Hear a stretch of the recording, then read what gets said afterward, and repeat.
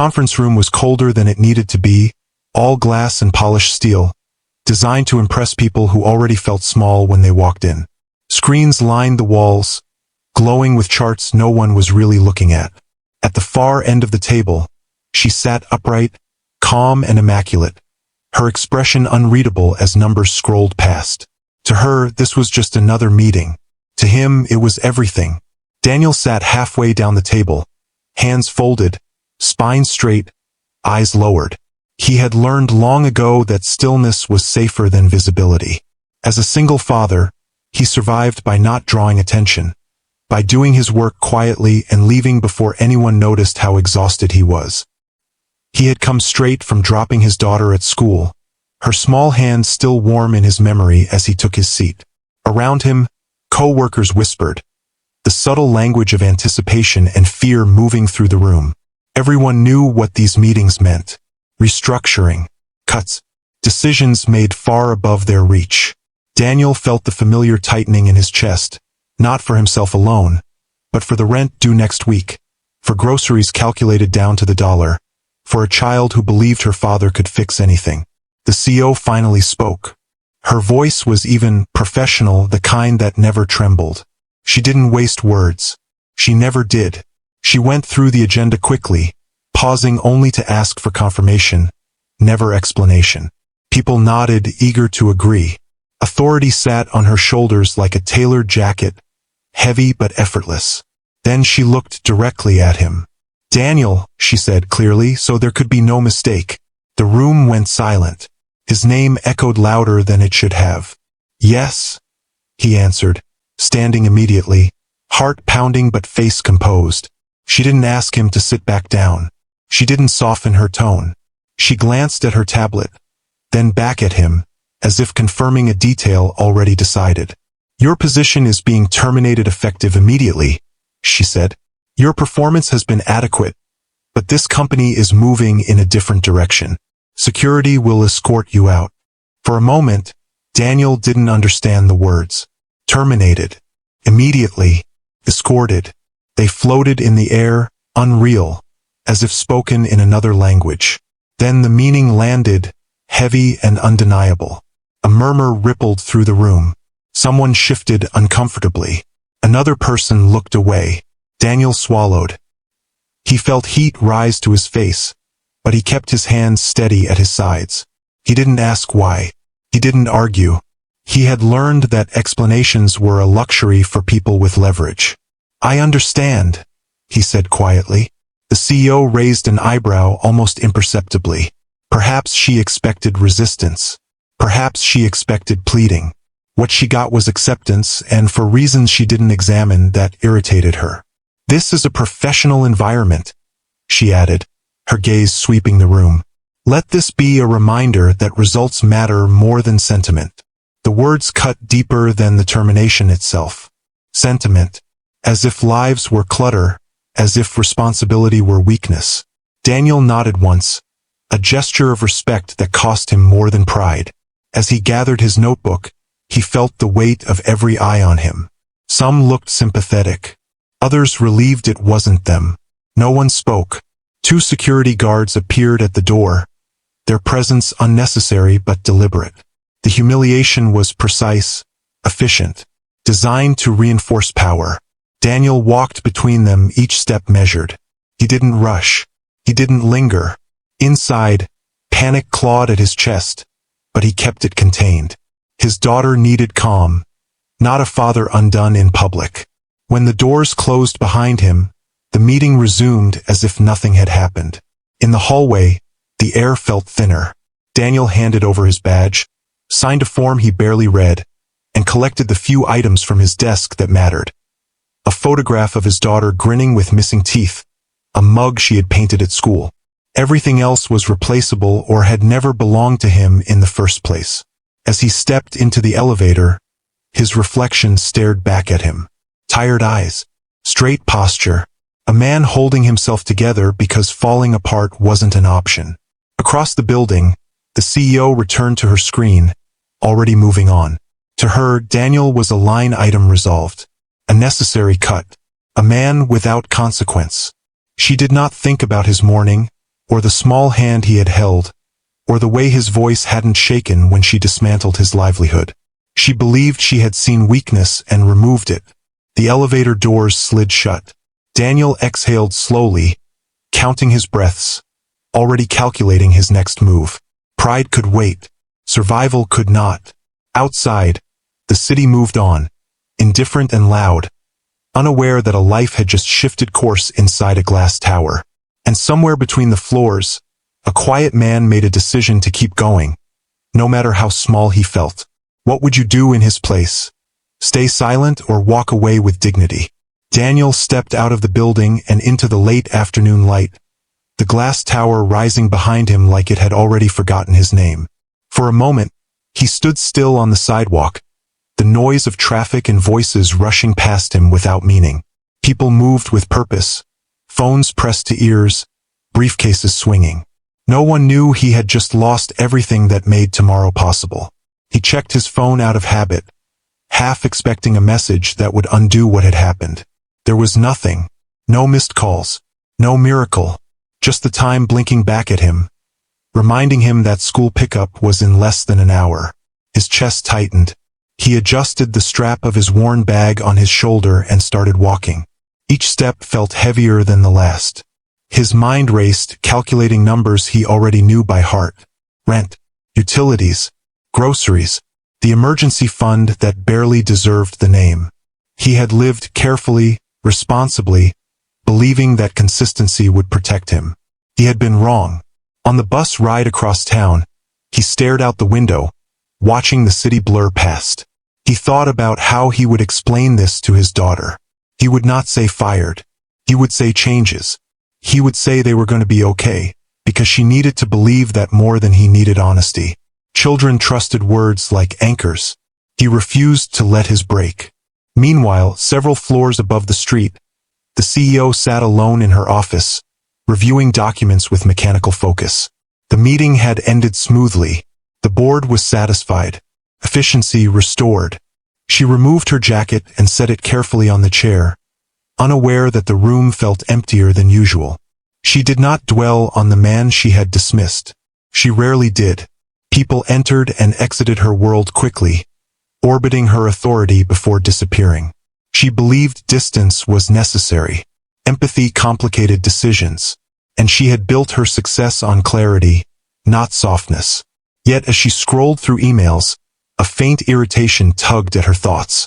Daniel's response replayed in her mind. Uninvited. No argument. No desperation. Just acceptance. It unsettled her in a way she couldn't immediately name. She dismissed it as fatigue and continued working. Daniel reached the school gates early. He waited, leaning against the fence, forcing his breathing to slow. When his daughter ran toward him, backpack bouncing, her smile erased the sharpest edges of the day. He knelt to her level, hugged her tightly, and inhaled the familiar scent of soap and crayons. In that moment, nothing else mattered. "How was work?" she asked brightly. "It was busy," he said and smiled. At home, the evening unfolded with careful normalcy. Homework at the kitchen table. Dinner made from whatever was left in the fridge. Daniel listened more than he spoke, letting her fill the silence with stories. He laughed when appropriate. He nodded at the right times. Inside, fear pressed against his ribs, but he kept it contained. After she went to bed, Daniel sat alone in the dim light of the living room. The quiet was loud. He opened his laptop and began searching. Jobs, temporary work, anything. Rejection emails arrived quickly, automated and polite. He closed the screen and rubbed his eyes, exhaustion settling deep into his bones. Across the city, the CEO finally left her office, the sky darkening as she walked to the underground parking structure. Her driver had taken the night off. She preferred it that way sometimes. Control was easier alone. The garage was nearly empty. Her heels echoed against concrete as she moved toward her car. She unlocked it, placed her bag on the seat, and paused. Something felt off. The air was too still. The lights flickered once, then steadied. She dismissed the unease and started the engine. It died immediately, She frowned and tried again. Nothing. Annoyance flared. She checked her phone. No signal. The underground levels swallowed reception. She considered calling security, then realized the time. The building was mostly empty. The staff gone. For the first time that day, uncertainty crept in. Daniel lay awake long after midnight, staring at the ceiling. Tomorrow loomed like a question without answers. He thought about pride, about asking for help, about how thin the line was between stability and collapse. Eventually, exhaustion claimed him, though sleep offered little rest. In the garage, the CEO stepped out of her car, frustration tightening her jaw. She tried the emergency call box, crackled, then went silent. Her irritation shifted, slowly, into something colder. Awareness. She was alone, truly alone. The distance between their worlds narrowed, unseen. Neither of them knew it yet, but the choices made that day were already moving toward collision. The garage felt different once the engine failed, as if the space itself had decided to close in. The CEO stood still for a moment, listening to the echo of her own breathing. She had walked through crises before. Hostile takeovers, public scrutiny, boardroom standoffs. But this silence was unfamiliar. There was no agenda to control, no people to command. Just concrete walls, dim lighting, and a phone that refused to cooperate. She tried the car again, pressing the ignition harder this time, as if force alone could bend reality. Nothing happened. The dashboard flickered once, then went dark. Her irritation sharpened, but beneath it, something colder stirred. She checked her watch, then scanned the garage. No movement, no footsteps, no voices. She stepped away from the car and began walking toward the exit stairs. Halfway there, the lights flickered again, longer this time. Her pace slowed. She had worn heels meant for boardrooms, not concrete ramps. Each step echoed, reminding her how exposed she was. Above ground, a storm had begun to roll in, unnoticed by those buried beneath the city. Wind rattled the upper levels of the structure, sending a low groan through the walls. She stopped, suddenly aware that the garage was not just empty. It was unstable. The building was old. Renovations had been delayed. She remembered approving that decision without hesitation. The realization landed sharply. Her decisions had consequences beyond spreadsheets. She reached the stairwell door and pulled. It didn't budge. She pulled again, harder. Locked. A security measure she herself had approved after a past incident. Her jaw tightened. She moved to the other stairwell. Same result. The exits were sealed. For the first time, fear broke through her control. She returned to the car, leaning against it, forcing herself to think. Panic wasted energy. She had learned that early in her career. She searched the garage for tools, signs, anything. Her phone remained useless. The emergency call box was dead. The silence pressed heavier with each passing minute. Across the city, Daniel woke abruptly, heart racing for reasons he couldn't name. The apartment was quiet. Rain tapped against the window, steady and persistent. He checked the clock. Too early to get up. Too late to sleep soundly. He lay there, staring into the dark, his thoughts circling the same worries. Money, work, time. A memory surfaced unbidden. The CEO's voice, calm and cutting. The way she had looked through him, not at him. He pushed the thought away and focused on his breathing. Dwelling on bitterness wouldn't change anything. Back in the garage, the storm intensified. Water began to seep through cracks in the ceiling, dripping onto the concrete floor. The CEO noticed it immediately. She straightened, alert now. This was no longer an inconvenience. It was a situation. She moved to higher ground within the structure, climbing the ramp slowly, carefully. Her shoes slipped once, sending a spike of adrenaline through her. She steadied herself against the wall, pulse hammering. The lights dimmed again, and this time, they did not fully recover. She was trapped.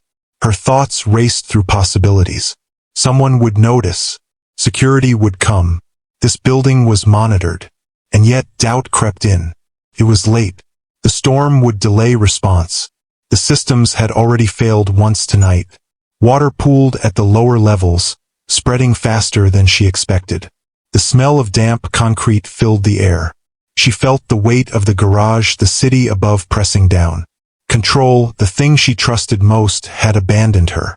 Daniel rose quietly and made coffee, the familiar routine grounding him.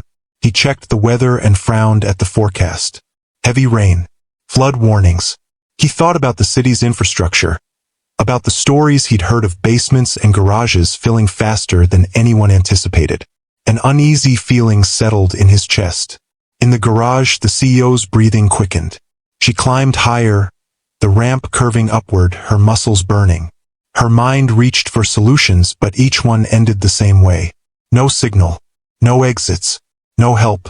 She thought of the board, of her office, of the power she wielded effortlessly hours ago.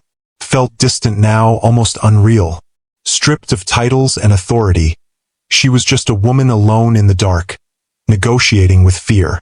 A sound echoed through the structure. A deep, unsettling groan as water pressure shifted. She froze. The building shuddered. Somewhere below, something gave way. She pressed her back against the wall, forcing herself not to scream. Panic threatened to take over, but she fought it, clinging to discipline. She had survived worse, she told herself. She just had to endure. Rain hammered harder outside, the storm relentless. Time stretched, each minute heavy and indistinct. Daniel stood at his window, watching the rain blur the city lights. He didn't know why he felt restless, only that the night felt wrong. He thought about people still out there, about how quickly circumstances could turn. Sometimes survival depended on being seen, sometimes on being remembered. In the garage, water reached her ankles. The cold shocked her, pulling a sharp breath from her lungs. The reality was undeniable now. This was not a delay. This was danger. She closed her eyes briefly, steadying herself, and in that moment, a name surfaced in her mind without warning. Daniel. She didn't know why. She hadn't thought of him since the meeting, but there it was, unshakable. The quiet man who had walked away without anger. The one person who had looked at her without fear. The irony cut deep. If this moment made you feel the tension, tap like. It tells us the story is landing. The storm raged on, and the distance between power and survival collapsed completely. The water was cold enough to numb her feet, seeping through the thin leather of her shoes and climbing steadily. The CEO stood frozen for a moment, listening to the echo of rain and the distant groan of strained concrete. Every instinct told her the situation was spiraling beyond calculation. She forced herself to move again, climbing higher, each step slower than the last. Her thoughts no longer followed strategy. They fractured, jumping between fear and disbelief. She had spent years mastering control, building systems meant to prevent chaos like this. Yet here she was, reduced to reacting, not deciding. The structure shuddered again, and she pressed her palm against the wall, feeling the vibration travel through the concrete into her bones. Above ground, Daniel pulled on a jacket and stepped into the rain. He told himself he was only checking the streets near his building, making sure the drains weren't blocked. The storm had intensified, water rushing along the curbs faster than usual. He remembered too many stories of underground spaces flooding unexpectedly. Too many warnings ignored until it was too late. He didn't know why his feet carried him farther than necessary, toward the business district. He told himself it was coincidence, curiosity, anything but the unease that had followed him since the meeting. Back in the garage, the CEO reached a higher landing and paused, breathing hard. The water below had risen faster than she expected, swallowing the lower ramps completely. Her phone remained useless, a smooth rectangle of silence in her hand. For the first time, she allowed herself to acknowledge the truth. She might not get out on her own. The realization hit harder than the cold. Dependence had always been something she demanded from others, never accepted for herself. Her success was built on self-sufficiency, on never needing what couldn't be controlled. Now control was gone. A distant sound broke through the rain. A muffled voice, faint but real. She stiffened, straining to listen. "Hello?" she called. her voice echoing weakly. Silence answered. She tried again, louder this time, abandoning pride along with restraint. Is anyone there? Above, Daniel heard it. The sound cut through the rain and traffic, barely distinguishable, but unmistakably human. He stopped short, heart pounding. The noise came from the parking structure near the office building. He moved closer, scanning the entrance. Water spilled out onto the street, pooling dangerously. Someone's inside, he muttered, more to himself than anyone else. He hesitated. Every rational part of him said to keep walking. This wasn't his responsibility. He had his own problems, his own risks. But the memory of that morning, of being dismissed so cleanly, flickered in his mind. He pushed it aside. This wasn't about her. It was about someone needing help. He shouted into the structure. Hello. Relief flooded her chest so suddenly it almost hurt. I'm here, she called back. I'm trapped. The exits are locked. Daniel's voice echoed again. Closer now. Stay where you are. I'll try to reach you. She leaned against the wall, knees weak. She wanted to sit, to let the tension drain, but fear kept her upright. As footsteps approached, recognition dawned slowly, painfully. That voice? She said quietly, disbelief creeping in. Daniel. He stopped short at the sound of his name. The rain plastered his hair to his forehead as he peered into the dim structure. When he saw her silhouette on the ramp, surrounded by rising water, everything else fell away. Yes, he answered. It's me. The irony was sharp enough to taste. For a moment, neither of them spoke. The power dynamic that had defined them hours ago lay drowned somewhere below. Here, stripped of titles and distance, they faced each other as two people caught in the same storm. I need help, she said finally, the words stiff but sincere. They cost her more than any apology ever had. Daniel assessed the situation quickly. The water level, the slope, the locked doors. He moved without hesitation, testing the barriers, searching for a manual release. His hands were steady, his focus absolute. Follow my instructions, he said, his tone calm, authoritative in a way that surprised them both. We don't have much time. She nodded, surrendering control because there was no alternative. She followed him carefully as he guided her to a safer ledge, higher ground where the water couldn't reach as quickly.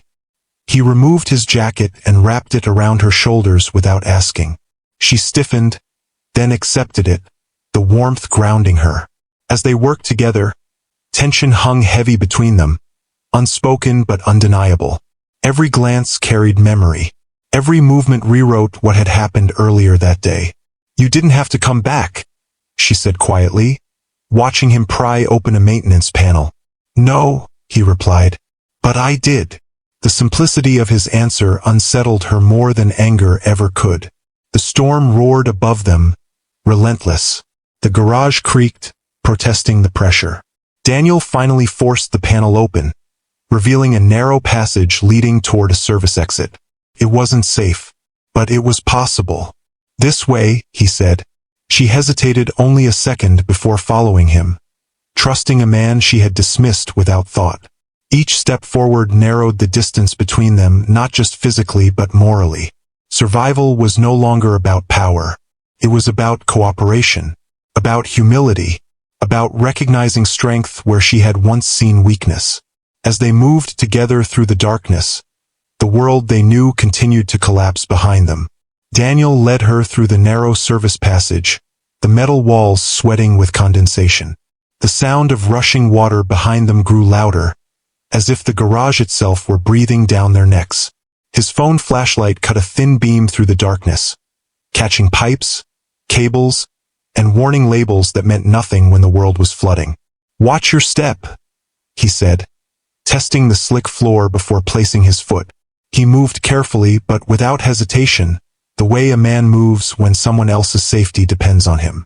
She followed, shoulders hunched under his jacket, teeth clenched against the cold. Her hair, once perfectly arranged, clung damply to her temples. Every few seconds she looked back, half expecting the passage to fill behind them. She had never been afraid of a boardroom. She had never been afraid of men in suits. But water didn't negotiate, and darkness didn't respect titles. A low tremor rattled the metal around them. She stopped abruptly. "What was that?" she whispered. Daniel didn't sugarcoat it. "Pressure shifting. If the lower level collapses, it'll push more water up. We have to move."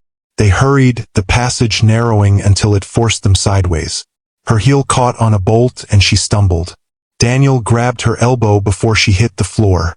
The contact was firm, immediate, not gentle but steady. She met his eyes in the flashlight glow and saw something she hadn't bothered to see before. Focus, restraint, responsibility. "Thank you," she said, and the words came out rough. He released her carefully. "Save your energy. We're not out yet." The passage ended at a reinforced door with a rusted handle and a keypad beside it. Daniel tried the handle. Locked. She swallowed. "Is there another route?" "Maybe," he said, scanning the frame. "But this is our best shot."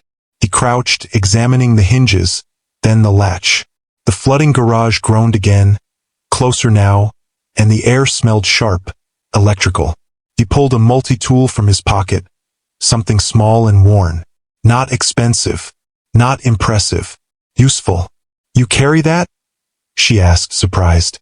"I fix things," he replied. "It's cheaper than replacing them." The sentence landed like a verdict on her life.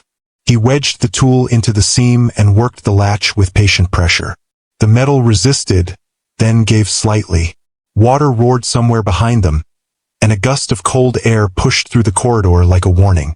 "Daniel," she said, voice tight, "if this doesn't open, it will." He cut in, not angry, just certain. "Keep the light steady." She obeyed without thinking. The role reversal was complete and undeniable. She, who once commanded entire floors with a glance, now held a phone like an assistant and waited for his hands to decide her fate. The latch clicked. Daniel shoved the door with his shoulder. It swung open into a stairwell, damp but clear. Fresh air hit them, smelling like rain and concrete instead of trapped water. For a second, she didn't move, stunned by the simple miracle of an exit. "Go," Daniel urged. They climbed.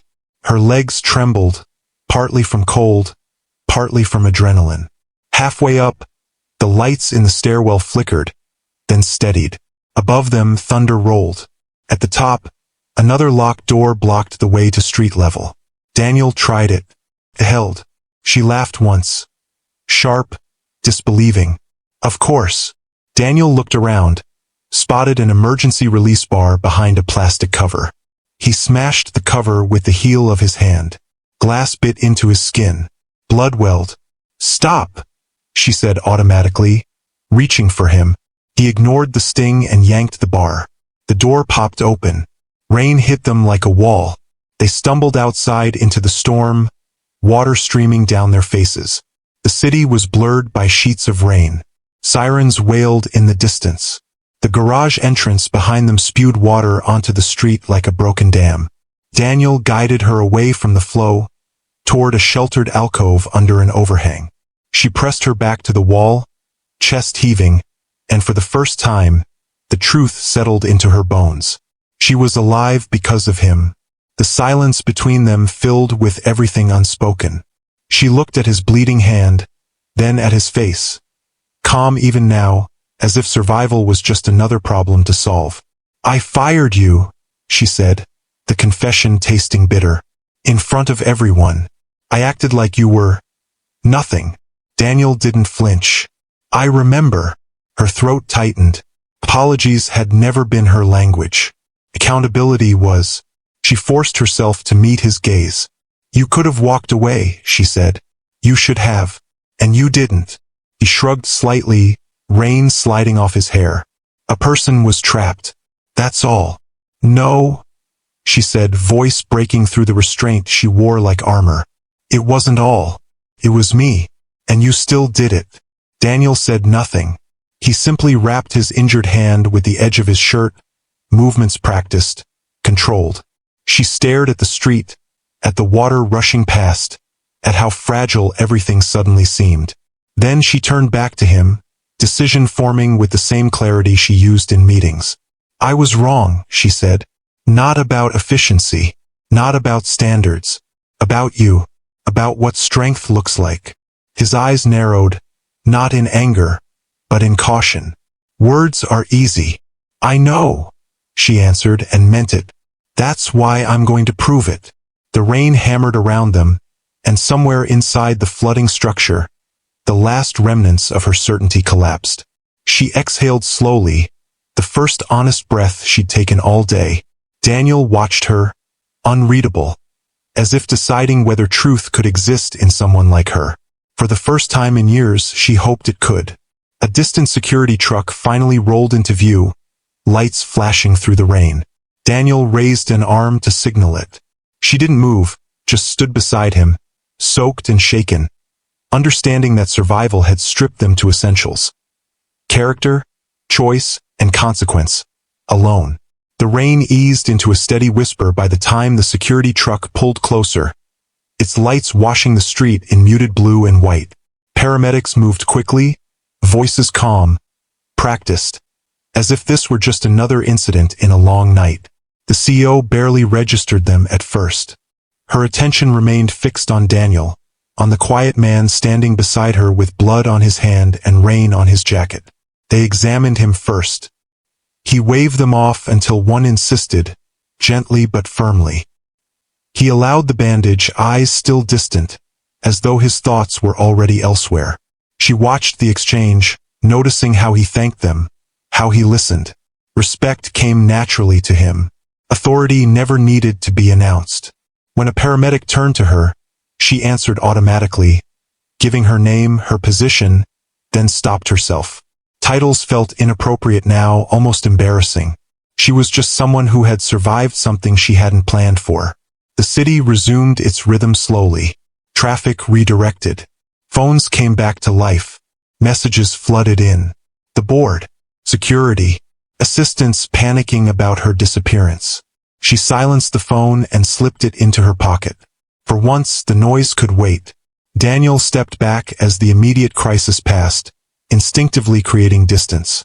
He had done what needed to be done. Staying longer felt unnecessary, even intrusive. Daniel, she said, stopping him before he could leave. He turned, expression guarded but attentive. I owe you more than an apology, she said. The words were measured, deliberate. But I won't insult you with promises I can't keep. He studied her, rainwater dripping from his hair. Then don't promise anything. A faint smile touched her mouth, gone almost immediately. Come to my office tomorrow, she said. Not as an employee, as a conversation. He hesitated. Tomorrow meant hope. Tomorrow meant risk. I'll think about it, he replied. That was all she asked. They parted without ceremony. No handshake. No dramatic reconciliation. Just two people walking in opposite directions under a clearing sky. Daniel returned home as dawn crept into the edges of the city. He showered, changed, and sat at the kitchen table, hands wrapped around a mug he didn't remember filling. His daughter slept peacefully down the hall. He listened to her breathing and let the weight of the night settle. He didn't feel victorious. He didn't feel vindicated. He felt tired and strangely lighter. He had chosen who he wanted to be, even when it would have been easier not to. Across town, the CEO stood in her penthouse, city spread beneath her like a living map.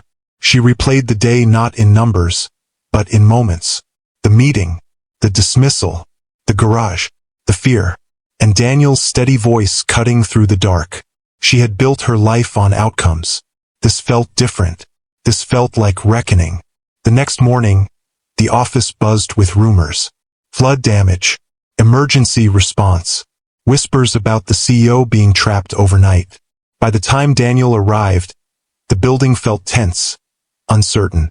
He waited at reception, posture straight, hands relaxed. She came to meet him herself. Not in the boardroom, in a smaller office with windows open to the light. Sit, she said, not as a command but an invitation. They faced each other across a modest table. No screens, no witnesses, I reviewed the termination, she began. It was procedurally sound, legally justified. He nodded. I assumed so. Procedural, she continued, doesn't mean ethical. Silence stretched between them. I can't undo the way I treated you, she said, but I can correct the decision. He met her gaze. I'm not interested in charity. Neither am I, she replied. I'm interested in trust. And I know I don't have yours yet. She slid a folder across the table. Inside was an offer. Not his old position. Something better. Flexible hours. Security. Respect written into the terms, not implied. I won't ask you to accept today, she said. Or ever. This isn't leverage. It's accountability. Daniel closed the folder without opening it fully. I'll read it, he said. That's all I can promise. She accepted that. As he stood to leave, she spoke again. You didn't save me because you owed me. You saved me because of who you are. He paused at the door. I hope you remember that, he said quietly. Next time you're deciding who matters. He left without waiting for a response. Days passed. The story faded from the news cycle. Repairs were made. Systems improved. Quiet changes rippled through the company. Policies adjusted. Voices invited where they hadn't been before. No press releases. No speeches. Daniel took his time. He read the offer. He talked to his daughter. He weighed dignity against security. Choice against fear. When he finally accepted, it wasn't because she asked. It was because the terms honored who he was. They never spoke of the garage again. They didn't need to. The lesson lived in how they treated each other afterward.